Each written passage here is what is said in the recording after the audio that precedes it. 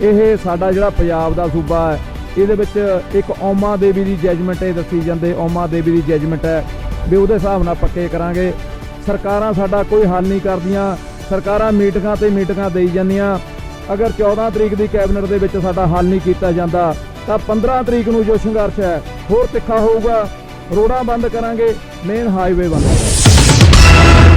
ਤੋ ਪਨ ਬੱਸ ਦੀਆਂ ਬੱਸਾਂ ਨੂੰ ਰੋਡਵੇਜ਼ ਦੇ ਵਿੱਚ ਮਰਜ ਕੀਤਾ ਜਾਵੇ ਔਰ ਕੱਚੇ ਕਾਮਿਆਂ ਨੂੰ ਪੱਕਾ ਕੀਤਾ ਜਾਵੇ। ਇਹ ਸਰਕਾਰ ਦਾ ਹੁਣ ਵਾਅਦੇ ਦੇ ਵਾਅਦਾ ਕਰ ਰਹੀ ਹੈ ਵੀ ਸਾਰੇ ਮੁਲਾਜ਼ਮ ਜਿਹੜੇ ਕੱਚੇ ਤੋਂ ਪੱਕੇ ਕੀਤੇ ਜਾ ਰਹੇ ਆ। ਇਹਨੇ ਕਿਹਾ ਸੀ ਵੀ 36000 ਨੌਕਰੀਆਂ ਅਸੀਂ ਪੰਜਾਬ 'ਚ ਪੱਕੇ ਕੀਤੇ, ਪਰ ਉਹ ਵੀ ਪੱਕਾ ਨਹੀਂ ਕੋਈ ਹੋਇਆ, ਨੋਟੀਫਿਕੇਸ਼ਨ ਨਹੀਂ ਹੋਇਆ, ਨੋਟੀਫਿਕੇਸ਼ਨ ਰੱਦ ਹੋ ਗਈ। ਕੱਲ੍ਹ ਅਸੀਂ ਸੀਐਮ ਸਾਹਿਬ ਦੀ ਰਿਹਾਇਸ਼ 'ਤੇ ਗਏ ਸੀ, ਉੱਥੇ ਅਸੀਂ ਮੰਗ ਪੱਤਰ ਦੇਣ ਗਏ ਸੀ ਸੀਐਮ ਸਾਹਿਬ ਨੂੰ।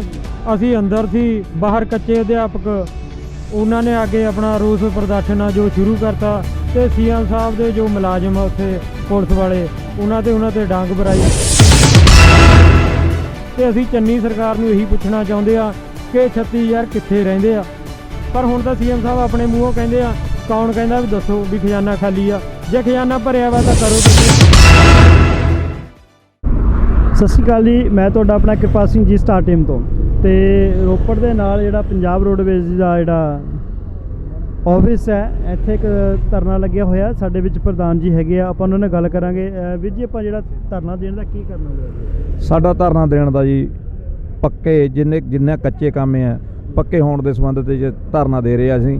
ਸਾਨੂੰ 15 ਸਾਲ ਹੋ ਗਏ, ਜੋ ਸਰਕਾਰਾਂ ਸਾਨੂੰ 14 ਸਾਲ ਦੇ ਵਿੱਚ ਕਦੇ ਵੀ ਪੱਕਿਆ ਨਹੀਂ ਕੀਤਾ। ਨਹੀਂ ਪਹਿਲਾਂ ਵੀ ਸਰਕਾਰਾਂ, ਅਕਾਲੀਆਂ ਦੀ ਸਰਕਾਰ ਵੀ ਆਈ, ਕਾਂਗਰਸ ਦੀ ਸਰਕਾਰ ਆਈ, ਸਾਨੂੰ ਕਿਸੇ ਨੇ ਵੀ ਪੱਕਾ ਨਹੀਂ ਕੀਤਾ। ਟੈਸਟ ਹੋਇਆ ਸਾਡਾ, ਟੈਸਟ ਹੋਣ ਤੋਂ ਬਾਅਦ ਵੀ ਜੋ ਨਾਲ ਦੇ ਗੁਆਂਢੀ ਰਾਜ ਹੈ ਉਹਨੇ 2-2 ਸਾਲ ਦਾ ਪੀਰੀਅਡ ਹੈ ਜੋ ਰੱਖਿਆ ਹੋਇਆ। ਇਨੀ 10 ਸਾਲ ਦਾ ਐਕਟ ਬਣਾਤਾ ਵੀ 10 ਸਾਲ ਦੇ ਬਾਅਦ ਹੀ ਪੱਕੇ ਹੋਊਗੇ। ਜਿਹੜੇ ਹਰਿਆਣੇ 'ਚ ਜਾਂ ਹਿਮਾਚਲ ਦੇ ਵਿੱਚ 2 ਸਾਲ ਦਾ ਪੀਰੀਅਡ ਕਰਤਾ ਵਾ, ਉਹ 2 ਸਾਲ ਦੇ ਬਾਅਦ ਵਰਕਰ ਨੂੰ ਪੱਕਾ ਕਰਦੇ। ਇਹ ਸਾਡਾ ਜਿਹੜਾ ਪੰਜਾਬ ਦਾ ਸੂਬਾ ਹੈ, ਇਹਦੇ ਵਿੱਚ ਇੱਕ ਔਮਾ ਦੇਵੀ ਦੀ ਜੱਜਮੈਂਟ ਇਹ ਦੱਸੀ ਜਾਂਦੇ, ਔਮਾ ਦੇਵੀ ਦੀ ਜੱਜਮੈਂਟ ਹੈ ਵੀ ਉਹਦੇ ਹਿਸਾਬ ਨਾਲ ਪੱਕੇ ਕਰਾਂਗੇ। ਅਸੀਂ ਸਰਕਾਰ ਨੂੰ ਅਪੀਲ ਕਰਦੇ ਹਾਂ ਵੀ ਅੱਜ ਸਾਡੀ ਜਿਹੜੀ ਹੜਤਾਲ ਹੈ ਪਨ ਵਾਸਤੇ PRTC ਦਾ ਕੱਚਾ ਕੰਮ ਆ, ਉਹ ਅੱਜ 6ਵੇਂ ਦਿਨ ਦੇ ਵਿੱਚ ਪਹੁੰਚ ਚੁੱਕੀ ਹੈ। ਸਰਕਾਰਾਂ ਸਾਡਾ ਕੋਈ ਹੱਲ ਨਹੀਂ ਕਰਦੀਆਂ, ਸਰਕਾਰਾਂ ਮੀਟਿੰਗਾਂ ਤੇ ਮੀਟਿੰਗਾਂ ਦੇਈ ਜਾਂਦੀਆਂ।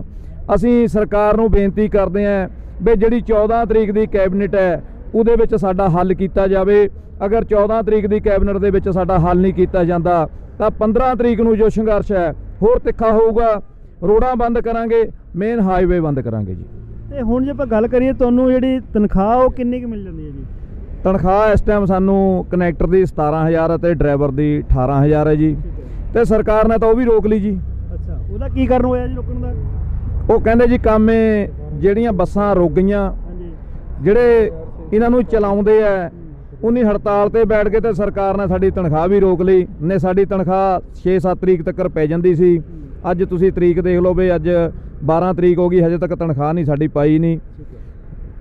ਤੇ ਜੇ ਆਪਾਂ ਗੱਲ ਕਰੀਏ ਜਿਵੇਂ ਕਿ ਤੁਹਾਡੀ ਤਨਖਾਹ ਨਹੀਂ ਜਿਹੜੀ ਪਈ ਹੈ, ਤੇ ਜਿਹੜੇ ਤੁਹਾਡੇ ਘਰ ਦੇ ਖਰਚੇ ਉਹ ਵੀ ਰੁਕੇ ਕਿਤੇ ਨਾ ਕਿਤੇ? ਸਾਡੇ ਘਰ ਦੇ ਖਰਚੇ ਵੀ ਰੁਕੇ ਪਏ ਆ ਜੀ। ਦੇਖੋ ਸਾਨੂੰ ਜੇ 12-14 15 ਮਿਲਦਾ ਜੀ, ਅਸੀਂ ਉਹਦੇ ਨਾਲ ਹੀ ਗੁਜ਼ਾਰਾ ਕਰਦੇ ਆਂ। ਤੇ ਇਸ ਟਾਈਮ ਦੁੱਧ ਦਾ ਜਿਹੜਾ ਆਪਾਂ ਦੇਈ ਦਾ ਸਿਸਟਮ ਬਣਾਇਆ ਵਾ, 10 ਤਰੀਕ ਤੱਕ ਅਸੀਂ ਦੁੱਧ ਵਾਲੇ ਨੂੰ ਪੈਸੇ ਦੇਣੇ, ਰਾਸ਼ਨ ਵਾਲੇ ਨੂੰ ਪੈਸੇ ਦੇਣੇ। 10 ਤਰੀਕ ਤੱਕ ਜਿਹੜਾ ਸਾਡਾ ਸਿਸਟਮ ਚੱਲਦਾ। 10 ਤਰੀਕ ਤੋਂ ਬਾਅਦ ਸਾਨੂੰ ਦੁੱਧ ਵੀ ਬੰਦ ਕਰਤਾ ਦੁੱਧ ਵਾਲੇ ਨੇ, ਤੇ ਰਾਸ਼ਨ ਵਾਲੇ ਨੇ ਸਾਫ਼ ਮਨਾ ਕਰਤਾ ਦੁਕਾਨ ਵਾਲੇ ਨੇ ਵੀ ਤੁਹਾਡੇ ਪਿਛਲੇ ਪੈਸੇ ਨਹੀਂ ਆਏ, ਮੈਂ ਰਾਸ਼ਨ ਨਹੀਂ ਦਊਂਗਾ ਤੁਹਾਨੂੰ। ਤੇ ਜੇ ਆਪਾਂ ਗੱਲ ਕਰੀਏ ਸਕੂਲ ਵਾਲੇ ਵੀ ਆਧਾਰ ਨਹੀਂ ਕਰਦੇ? ਕੋਈ ਆਧਾਰ ਨਹੀਂ ਕਰਦਾ ਜੀ।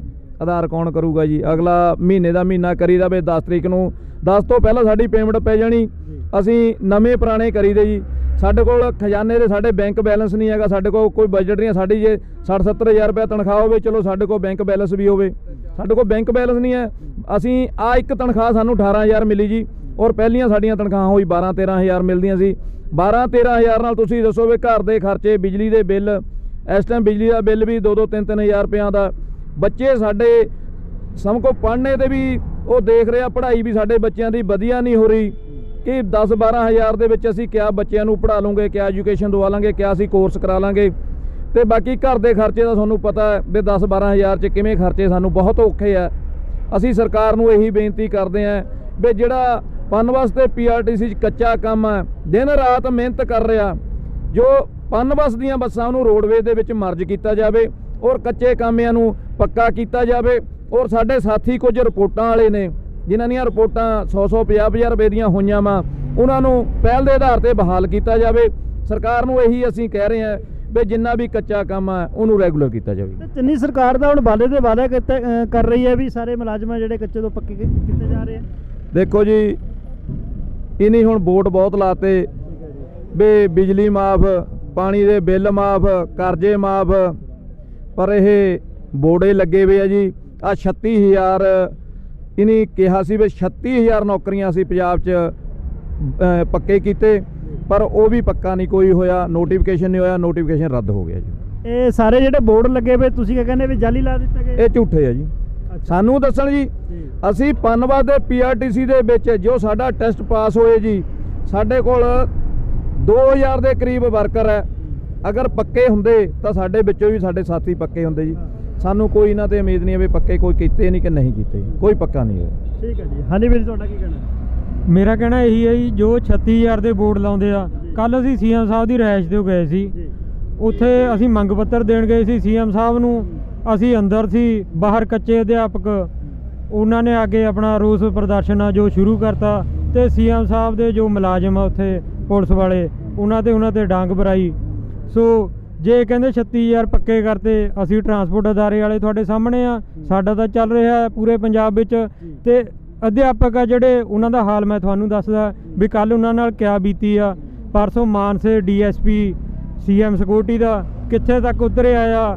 ਹੋ ਸਕਦਾ ਉਹਦੇ ਮਾਨਸਿਕ ਹਾਲਾਤ ਆ ਜਿਹੜੇ ਉਹ ਨਾ ਸਹੀ ਹੋਣ, ਪਰ ਜੋ ਤਸ਼ੱਦਦ ਉਹਨੇ ਢਾਇਆ ਉਹਦੀ ਵੀ ਅਸੀਂ ਘੋਰ ਨਿੰਦਾ ਕਰਦੇ ਹਾਂ। ਤੇ ਅਸੀਂ ਚੰਨੀ ਸਰਕਾਰ ਨੂੰ ਇਹੀ ਪੁੱਛਣਾ ਚਾਹੁੰਦੇ ਆ ਕਿ 36000 ਕਿੱਥੇ ਰਹਿੰਦੇ ਆ। ਕੱਲ ਸਾਡੀ ਉੱਥੇ ਗੱਲਬਾਤ ਵੀ ਹੋਈ ਤੇ ਉੱਚ ਅਧਿਕਾਰੀਆਂ ਨਾਲ, ਤੇ ਉਹਨਾਂ ਦਾ ਕਹਿਣਾ ਸੀ ਕਿ ਜੀ ਗਵਰਨਰ ਸਾਹਿਬ ਨੇ ਰਿਜੈਕਟ ਕਰਤਾ। ਸਾਡੇ ਵੱਲੋਂ ਪਾਸ ਹੋ ਕੇ ਗਿਆ ਸੀ, ਪਰ ਇਹ ਗਵਰਨਰ ਸਾਹਿਬ ਨੇ ਰਿਜੈਕਟ ਕਰਤਾ। ਰਿਜੈਕਟ ਕਿਉਂ ਕਰਦਾ? ਵੀ ਤੁਸੀਂ ਅਨਪੜ੍ਹ ਆ, ਤੁਹਾਨੂੰ ਗੱਡੀ ਨਹੀਂ ਚਲਾਣੀ ਆਉਂਦੀ? ਨਹੀਂ, ਉਹ ਜੋ ਐਕਟ 36000 ਵਾਲੇ ਦੀ ਗੱਲ ਕਰਦੇ ਆ, ਉਹ ਕਹਿੰਦੇ ਵੀ ਉਹਨਾਂ ਨੇ ਰਿਜੈਕਟ ਕਰਤਾ। ਉਹ ਰਿਜੈਕਟ ਕਰਨ ਦਾ ਮਤਲਬ ਇਹੀ ਸੀ ਕਿਉਂਕਿ ਇਹਨਾਂ ਨੇ ਖਾਮੀਆਂ ਛੱਡ ਕੇ ਭੇਜੀਆਂ ਸੀ। ਉਹ ਖਾਮੀਆਂ ਦੀ ਬਦੌਲਤ ਗਵਰਨਰ ਸਾਹਿਬ ਨੇ ਰਿਜੈਕਟ ਕਰਤਾ। ਅੱਜ ਤੱਕ ਕਿਤੇ ਵੀ ਤੁਸੀਂ ਚਲੇ ਜਾਓ, ਕਦੇ ਸੁਣਿਆ ਵੀ ਗਵਰਨਰ ਸਾਹਿਬ ਇੱਕ ਪੋਲੀਟੀਕਲ ਮੋਟਿਵ ਲੈ ਕੇ ਕਿਸੇ ਕਾਨੂੰਨ ਨੂੰ ਰੱਦ ਕਰ ਦੇਣ? ਇਹ ਉਹਨਾਂ ਤੇ ਵੀ ਐਲੀਗੇਸ਼ਨ ਕਾਂਗਰਸ ਸਰਕਾਰ ਲਾ ਰਹੀ ਆ ਕਿ ਗਵਰਨਰ ਸਾਹਿਬ ਨੇ ਕਰਤਾ। ਇਹ ਨਿਰਾ ਪੂਰਾ ਝੂਠ ਹੈ ਜੀ। ਗਮਰਾਹ ਕਰਨ ਦੀਆਂ ਗੱਲਾਂ ਇਹਨਾਂ ਨੂੰ 15 ਦਿਨ ਲਗਾਉਣੇ ਔਖੇ ਹੋਏ ਪਏ ਆ, ਪਰ ਅਸੀਂ ਇਹਨਾਂ ਨੂੰ ਦੱਸ ਦੇਣਾ ਚਾਹੁੰਦੇ ਆ, ਅਸੀਂ ਇਹਨਾਂ ਦੇ ਹਲਕੇ ਤੋਂ ਆ, CM ਸਾਹਿਬ ਦੇ ਤੋਂ, ਕਿ ਪਿੰਡਾਂ 'ਚ ਬਿਲਕੁਲ ਨਹੀਂ ਵੜਨ ਦੇਵਾਂਗੇ। ਬੇਸ਼ੱਕ ਦੀ ਸਾਨੂੰ ਜਥੇਬੰਦੀਆਂ ਨੂੰ ਆਪਣੇ ਘਰਾਂ ਲੰਗਰ ਬਣਾ ਕੇ ਛਕਾਉਣਾ ਪਵੇ। ਅਸੀਂ ਜਿਹੜੇ ਵੀ ਪਿੰਡ 'ਚ ਪ੍ਰੋਗਰਾਮ ਹੋਊਗਾ, ਸਾਰੀਆਂ ਜਥੇਬੰਦੀਆਂ ਇਕੱਠਾ ਹੋ ਕੇ ਉੱਥੇ ਇਹਨਾਂ ਦਾ ਪ੍ਰੋਗਰਾਮ ਆ ਜੋ ਰੱਦ ਕਰਾਵਾਂਗੇ, ਤੇ ਇਹਨਾਂ ਨੂੰ ਪਿੰਡਾਂ 'ਚ ਬਿਲਕੁਲ ਨਹੀਂ ਵੜਨ ਦੇਵਾਂਗੇ। ਜੇ ਕਿਸੇ ਵੀ ਮੁਲਾਜ਼ਮ ਵਰਗ ਦਾ ਕੋਈ ਵੀ ਕੰਮ ਆ ਜੋ ਅਧੂਰਾ ਰਿਹਾ, ਬੇਸ਼ੱਕ ਦੀ ਕੱਚੇ ਅਧਿਆਪਕਾਂ ਦਾ ਹੋਵੇ, ਸਾਡਾ ਟਰਾਂਸਪੋਰਟ ਅਦਾਰੇ ਦਾ ਹੋਵੇ, ਕਿਉਂਕਿ ਇੰਨੀਆਂ ਘੱਟ ਨਿਗੂਣੀਆਂ ਤਨਖਾਹਾਂ 'ਤੇ ਗੁਜ਼ਾਰਾ ਕਰਨਾ ਬਹੁਤ ਔਖਾ ਹੈ। ਇਹਨਾਂ ਦੀਆਂ ਆਪਣੀਆਂ ਪੈਨਸ਼ਨਾਂ ਹੀ ਦੇਖ ਲਓ, ਇੱਕ ਵਾਰੀ MLA ਬਣ ਕੇ ਉਸ ਤੋਂ ਬਾਅਦ MLA ਬਣ ਕੇ 5-5 6-6 ਪੈਨਸ਼ਨਾਂ ਇਹ ਲਈ ਫਿਰਦੇ ਆ। ਜੇ ਇਹਨਾਂ ਨੂੰ ਇਹ ਆ ਖਜ਼ਾਨਾ ਖਾਲੀ ਆ, ਪਰ ਹੁਣ ਤਾਂ CM ਸਾਹਿਬ ਆਪਣੇ ਮੂੰਹੋਂ ਕਹਿੰਦੇ ਆ, ਖਜ਼ਾਨਾ ਮੰਤਰੀ ਨਾਲ ਬੈਠੇ ਸੀ, ਕਹਿੰਦੇ ਜੀ ਕੌਣ ਕਹਿੰਦਾ ਵੀ ਦੱਸੋ ਵੀ ਖਜ਼ਾਨਾ ਖਾਲੀ ਆ? ਜੇ ਖਜ਼ਾਨਾ ਭਰਿਆ ਵਾ ਤਾਂ ਕਰੋ ਤੁਸੀਂ। ਕੱਲ ਸਾਡੇ ਕੋਲ ਆਏ ਸੀ ਇੱਥੇ CM ਸਾਹਿਬ ਪਰਸੋਂ, ਇੱਥੋਂ ਅਸੀਂ ਭਰੋਸਾ ਦਿੱਤਾ ਪ੍ਰਸ਼ਾਸਨ ਨੂੰ ਕਿ ਅਸੀਂ ਸ਼ਾਂਤੀਮਈ ਬੈਠੇ ਰਹਾਂਗੇ, ਪਰ ਸਾਡੀ 2 ਮਿੰਟ ਮੁਲਾਕਾਤ ਹੈ ਜਿਹੜੀ CM ਸਾਹਿਬ ਨਾਲ ਕਰਾ ਦਿਓ, ਅਸੀਂ 36000 ਦਾ ਹਿਸਾਬ ਮੰਗ ਲਈਏ ਵੀ ਕਿੱਥੇ ਰਹਿੰਦੇ ਆ।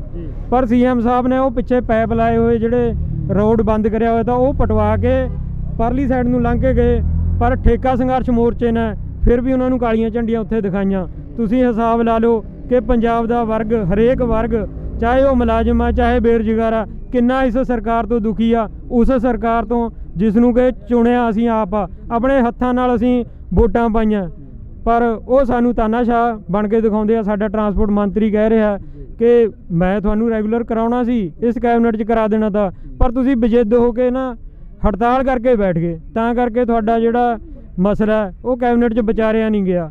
ਹੁਣ ਅਸੀਂ ਸਵਾਲ ਕਰਦੇ ਆ ਟਰਾਂਸਪੋਰਟ ਮੰਤਰੀ ਨੂੰ ਕਿ ਮੰਤਰੀ ਸਾਹਿਬ ਤੁਸੀਂ ਉਹ ਦੱਸ ਦਿਓ, ਦਿਨ ਰਹਿ ਗਏ 10 ਤੇ 10 ਦਿਨ 'ਚ ਜੇ ਕੈਬਨਿਟ 'ਚ ਵੀ ਪਾਸ ਤੁਸੀਂ ਕਰਵਾਉਂਦੇ ਆ ਤਾਂ ਉਹ ਕਿੰਨੇ ਦਿਨ 'ਚ ਜਾ ਕੇ ਲਾਗੂ ਹੋਣਾ? ਤੁਹਾਡਾ 36000 ਵਾਲਾ ਕਿੰਨੇ ਦਿਨ ਦਾ ਪਾਸ ਹੋਇਆ ਵਾ ਕੈਬਨਿਟ 'ਚ, ਤੇ ਉਹ ਕਿੱਥੇ ਗਿਆ? ਉਹ ਗਵਰਨਰ ਸਾਹਿਬ ਨੇ ਰੋਕਤਾ। ਜੇ ਹੁਣ ਵੀ ਅਸੀਂ ਤੁਹਾਡੇ ਕਹੇ ਤੇ ਸਬਰ ਕਰਕੇ ਬੈਠੇ ਰਹੀਏ, ਸਾਡਾ ਕੀ ਬਣੂਗਾ? ਸਾਡੇ ਅੱਗੇ 5 ਸਾਲ ਫਿਰ ਧੱਕੇ ਲਿਖੇ ਹੋਏ ਆ।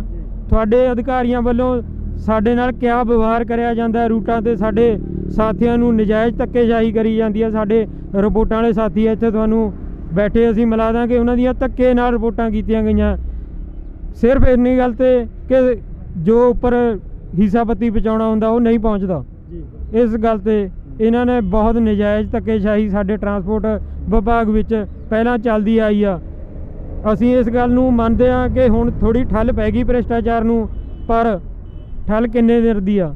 ਉਸ ਤੋਂ ਬਾਅਦ ਇਲੈਕਸ਼ਨ ਤੋਂ ਬਾਅਦ ਜੇ ਫੇਰ ਉਹੀ ਹਾਲ ਹੋ ਗਿਆ, ਸਾਡੇ ਮੁਲਾਜ਼ਮ ਤਾਂ ਕਿਤੇ ਜੋਗੇ ਨਹੀਂ ਰਹਿਣੇ, ਸਾਡੇ ਅਦਾਰੇ ਡੁੱਬ ਜਾਣੇ ਆ।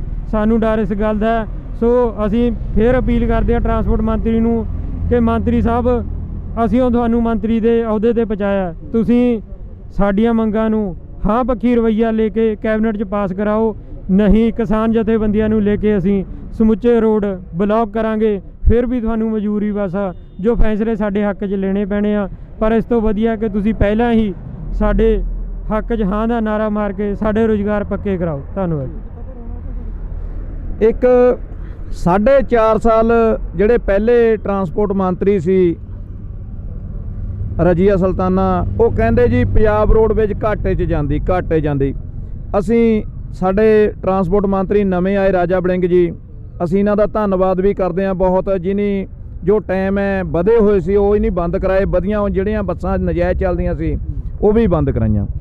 ਅਸੀਂ ਟਰਾਂਸਪੋਰਟ ਮੰਤਰੀ ਨੂੰ ਬੇਨਤੀ ਕਰੀ ਸੀ ਪਹਿਲਾਂ ਵੀ ਅਸੀਂ ਤੁਹਾਡੇ ਨਾਲ ਹੈ, ਦਿਨ ਦੁੱਗਣੀ ਰਾਤ ਚੌਗਣੀ ਕਰ ਦਿਆਂਗੇ, ਮਿਹਨਤ ਕਰਾਂਗੇ ਪੂਰੀ। ਜੇ ਅੱਜ ਇਹ ਕੱਚਾ ਕੰਮ ਆ, ਮਿਹਨਤ ਕਰ ਰਿਹਾ ਰੋਡਾਂ ਤੇ ਚੱਲ ਕੇ, ਤੇ ਪਹਿਲੇ ਕਹਿੰਦੇ ਸੀ ਰੋਡਵੇਜ਼ ਘਾਟੇ 'ਚ ਜਾ ਰਹੀ ਹੈ, ਅੱਜ 1 ਕਰੋੜ 3 ਲੱਖ ਰੁਪਏ 'ਚ ਮੁਨਾਫੇ 'ਚ ਜਾ ਰਹੀ ਹੈ। ਜੇ ਕਹੋ ਰਾਜਾ ਵੜਿੰਗ ਮੁਨਾਫੇ 'ਚ ਨਹੀਂ ਲੈ ਕੇ ਆਇਆ ਜੀ, ਠੀਕ ਆ, ਸੀ ਰਾਜਾ ਵੜਿੰਗ ਨੇ ਵਧੇ ਹੋਏ ਟਾਈਮ ਬੰਦ ਕਰਤੇ, ਨਜਾਇਜ਼ ਬੱਸਾਂ ਬੰਦ ਕਰਤੀਆਂ, ਪਰ ਜੋ 1 ਕਰੋੜ 3 ਲੱਖ ਰੁਪਈਆ ਵਾਧੇ 'ਚ ਲੈ ਕੇ ਆ ਰਹੇ ਆ ਉਹ ਉਹਦੇ ਵਰਕਰੇ ਲੈ ਕੇ ਆ ਰਹੇ ਆ ਜੋ ਦਿਨ ਰਾਤ ਮਿਹਨਤਾਂ ਕਰਦੇ ਆ। ਰਾਜਾ ਵੜਿੰਗ ਸਾਹਿਬ ਨੂੰ ਅਸੀਂ ਬੇਨਤੀ ਕਰਨਾ ਚਾਹੁੰਦੇ ਆ ਵੀ ਦੇਖੋ, ਅੱਜ ਅਸੀਂ 1 ਕਰੋੜ 3 ਲੱਖ ਰੁਪਇਆ ਵਾਧੇ 'ਚ ਲੈ ਕੇ ਆਏ ਆ। ਅਗਰ ਤੁਸੀਂ ਸਾਡਾ ਰੈਗੂਲਰ ਦਾ ਕੰਮ ਕਰ ਦਿਓ, ਸਾਡੀ ਫਾਈਲ ਰੈਗੂਲਰ ਕਰਵਾ ਦਿਓ ਸਾਡੇ ਸਾਰੇ ਵਰਕਰ, ਤਾਂ ਅਸੀਂ 1 ਕਰੋੜ 3 ਲੱਖ ਨਹੀਂ, ਅਸੀਂ 4 ਕਰੋੜ ਤੇ ਰੋਡਵੇਜ਼ ਨੂੰ ਪਹੁੰਚਾ ਦੇਵਾਂਗੇ। ਇਹ ਘਾਟੇ 'ਚ ਨਹੀਂ ਹੈ, ਇਹ 4 ਮਹਿਕਮਿਆਂ ਨੂੰ ਹੋਰਨਾਂ ਨੂੰ ਵੀ ਇਹ ਤਨਖਾਹਾਂ ਦੇਣੇ ਵਾਲਾ ਮਹਿਕਮਾ ਹੈ ਜੋ ਪਹਿਲੇ ਪੈਸਾ ਬਾਅਦ 'ਚੋਂ ਟਿਕਟ।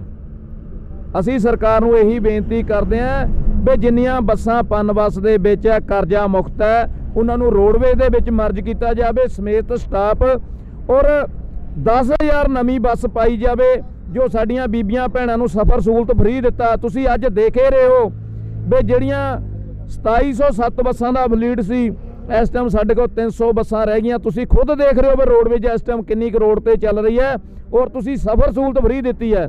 ਅਗਰ ਤੁਸੀਂ ਸਫ਼ਰ ਸਹੂਲਤ ਫ੍ਰੀ ਦਿੱਤੀ ਹੈ ਤਾਂ ਉਹਦੇ ਵਾਸਤੇ ਬੱਸਾਂ ਵੀ ਸਾਨੂੰ ਨਵੀਆਂ ਦਿੱਤੀਆਂ ਜਾਣ।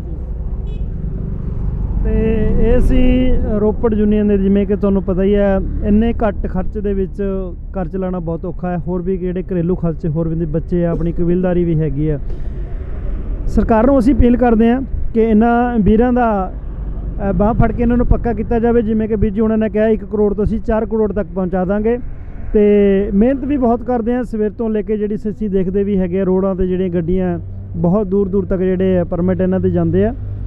ਤੇ ਅਸੀਂ ਦੁਬਾਰਾ ਫਿਰ ਅਪੀਲ ਕਰਦੇ ਹਾਂ ਇਹਨਾਂ ਦੇ ਵੱਲੋਂ ਜ਼ਰੂਰ ਗੌਰ ਕੀਤੀ ਜਾਵੇ। ਕੈਮਰਾਮੈਨ ਗੁਰਜੀਤ ਸਿੰਘ ਦੇ ਨਾਲ, ਜੀ ਸਟਾਰ ਟੀਮ ਦੇ ਨਾਲ ਕਿਰਪਾਲ ਸਿੰਘ।